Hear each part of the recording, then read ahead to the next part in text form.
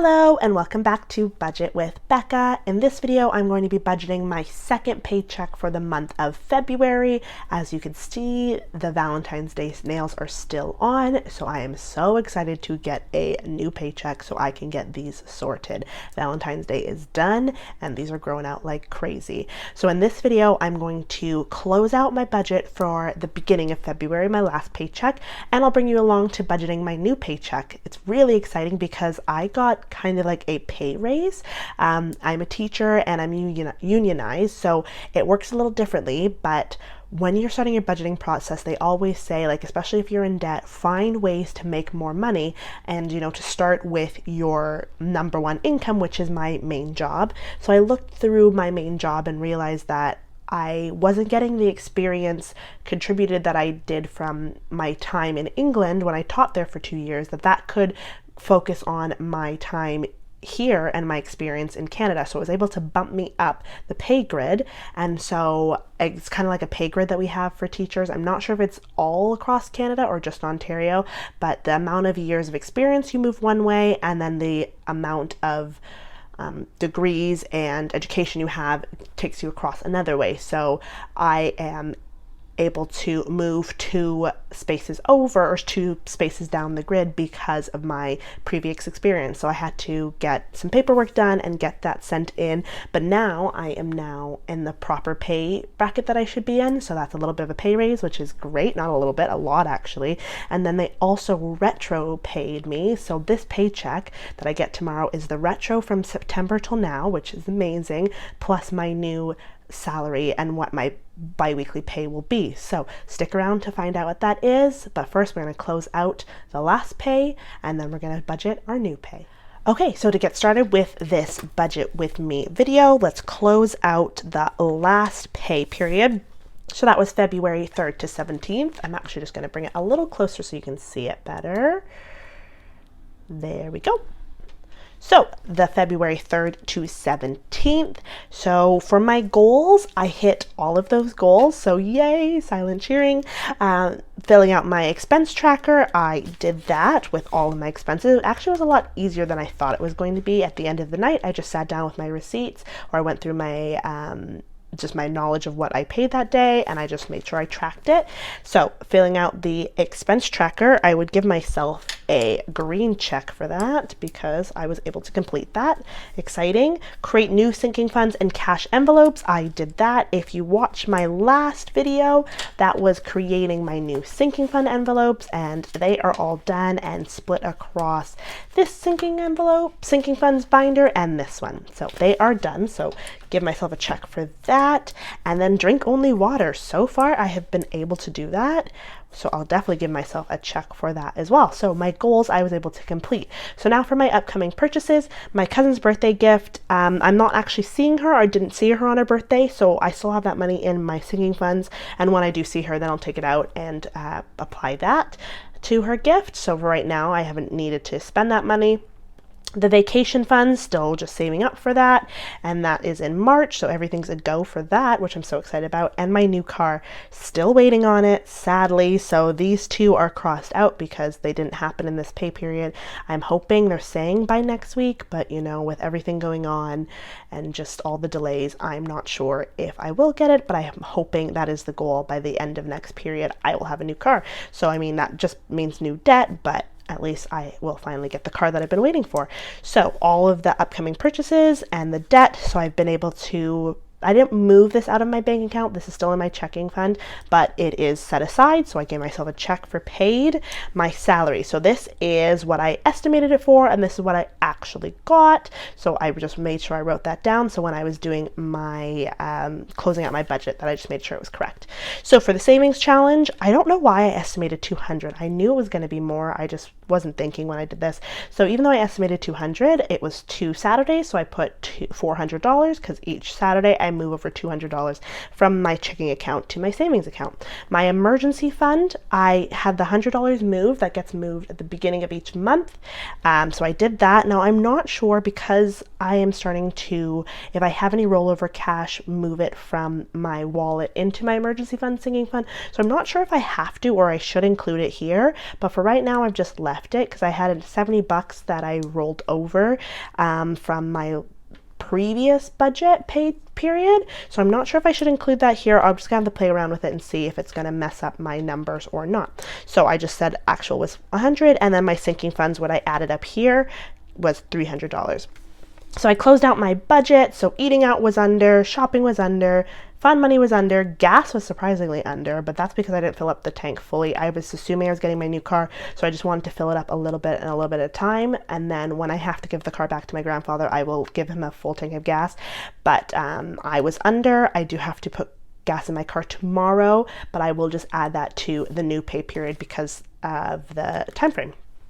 So that closes out that. So the difference I've added here, I just put the difference between these two and I wrote that here. So now for my sinking funds, there's only one change that I want to point, because the sinking funds, the money just went in.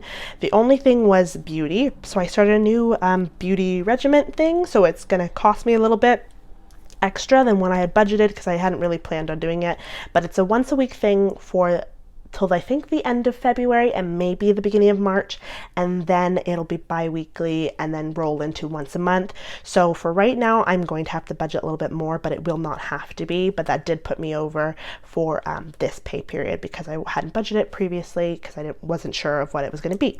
But that's the beauty of having the system and being flexible and going under on some of this because it balances out here. So the rest of it all fit in nicely. And then I also included my debt here just because I was adding it all up. It is a category and an expense, and I wanted to make sure that my numbers are correct. So for closing out my budget, the total I budgeted was $1,200.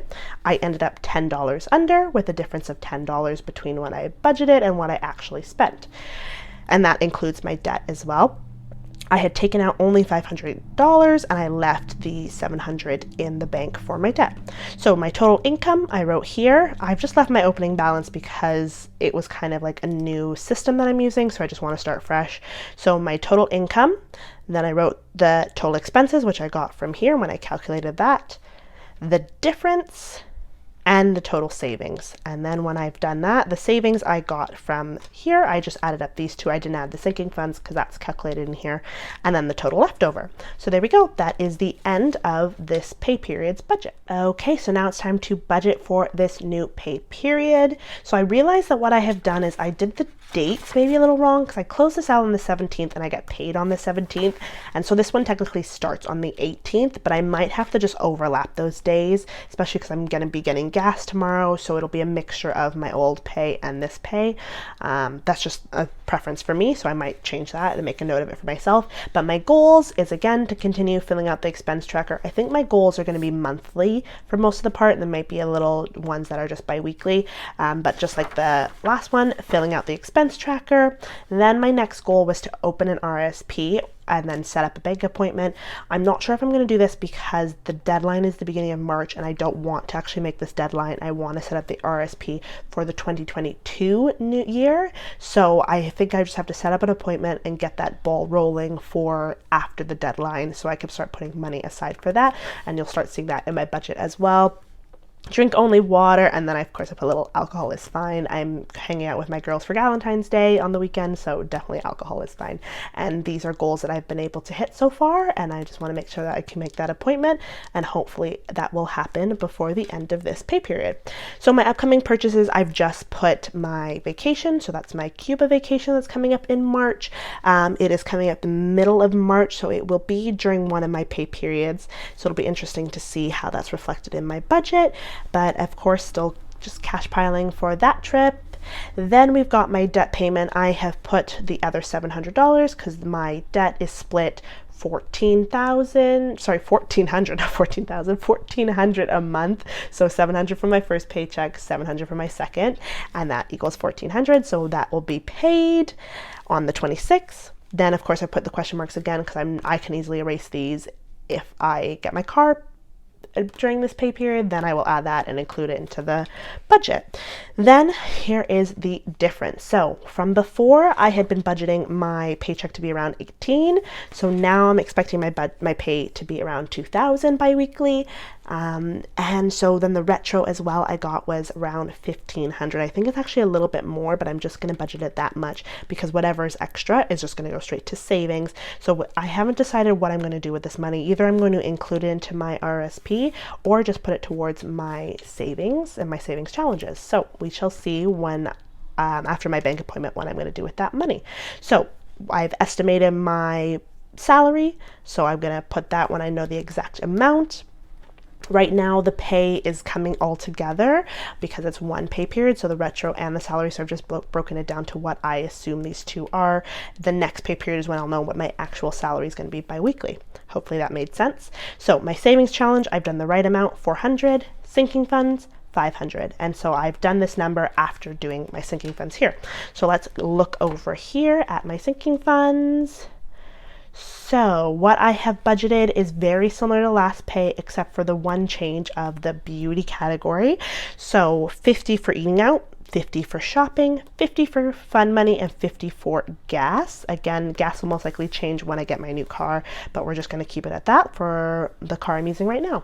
Car maintenance is 50, Christmas is 50, gas is 20, vacation is 50, beauty, that's the change, goes up to 200 just for right now, and it will change when that beauty regimen that I'm on right now will change. Emergency fund, because I am getting more and the retro, I decided, you know what, let's put an extra $100 to the emergency fund. So we're going to do that. Miscellaneous is 10, annual pay is 5, continuing education is 30, all about me is 10. So that is my plan for right now. I will highlight all of the parts that I will be taking out for cash envelopes.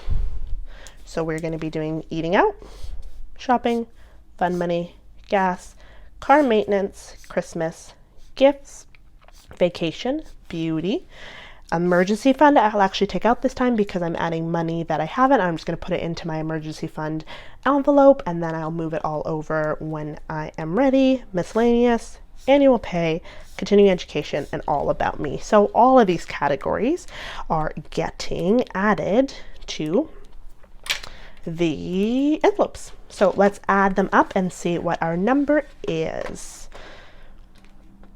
Oh, actually, this is a new calculator that I just got. There's a store called Treasure Hunt. If anybody in Ontario has a Treasure Hunt, definitely go. It's all of those old Target stores that Canada opened up, or Target opened up, I should say, in Canada, that they closed. Some of their locations have this store called Treasure Hunt, which is just like odds and ends. And so this calculator ended up being 60 cents, kind of crazy. So if you have a Treasure Hunt, I would highly suggest going to look.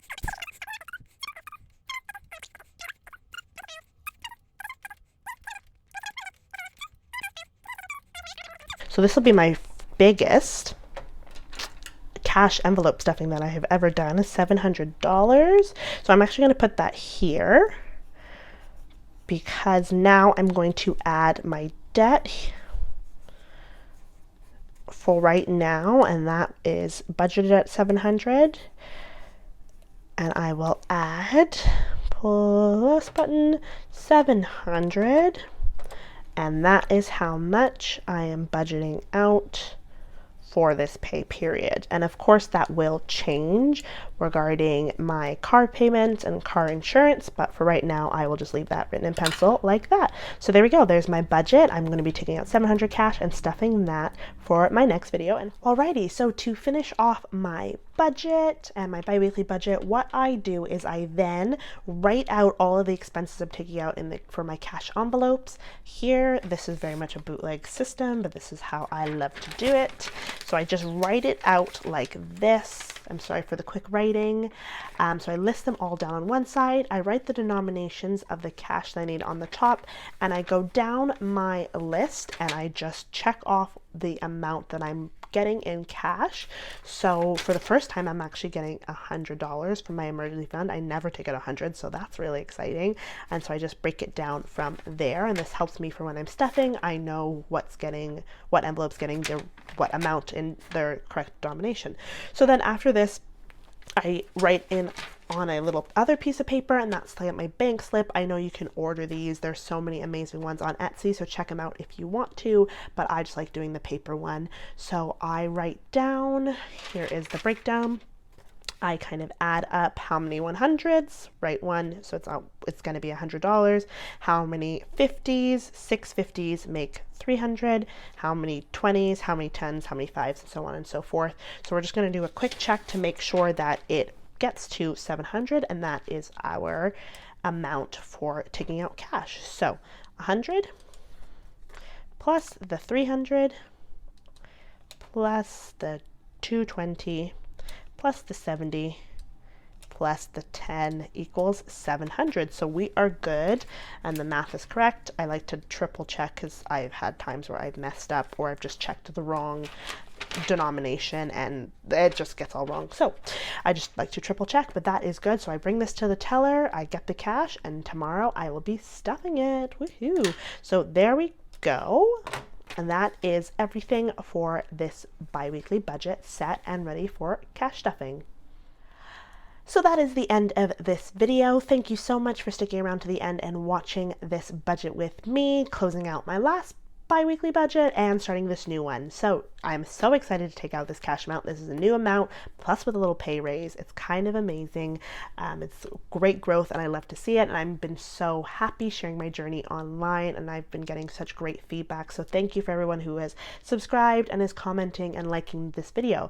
And so that leads me into, if you have not, please subscribe. If you like to follow along with my journey, please give this video a thumbs up if you enjoyed. Come back for my next video, because that'll be the cash stuffing. We all love to watch cash stuffings, so I'm so excited to show you all this cash stuffing with my new sinking fund binders and envelopes. So thank you so much for watching Budget with Becca. I hope I see you next time. Bye!